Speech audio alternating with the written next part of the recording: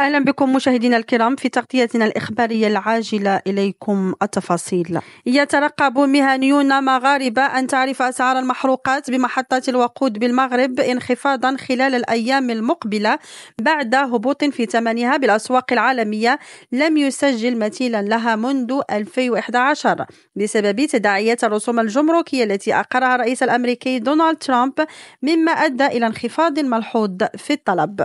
وتشير المعطيات المتوفرة إلى انخفاض سعر خام البرنت الذي يعتمد عليه المغرب في تحديد أسعار الوقود إلى أقل من $60 للبرميل، وسط توقعات بإمكانية نزوله إلى حدود $40. في هذا الصدد أكد الحسين اليماني الكاتب العام للنقابة الوطنية للبترول والغاز أن التراجع في الأسعار العالمية يجب أن ينعكس بشكل مباشر على أثمان المحروقات بالمغرب، مشيرا إلى أن شركات المحروقات بالمغرب نادرا ما تلتزم بمطابقة تطور الأسعار بالأسواق الدولية مع نظيرتها بمحطات الوقود، مما يدر عليها أرباحا فاحشة بعيدا عن أي مساءلة أو محاسبة. وأشار اليماني إلى أن شركة المحروقات بالمغرب تراكم أرباحا غير مبررة بحوالي درهمين للتر الواحد، متحدية آلية السوق، لكنها تتحجج بمبررات واهية مثل المخزون أو الرسوم لتواصل حلب جيوب المواطنين.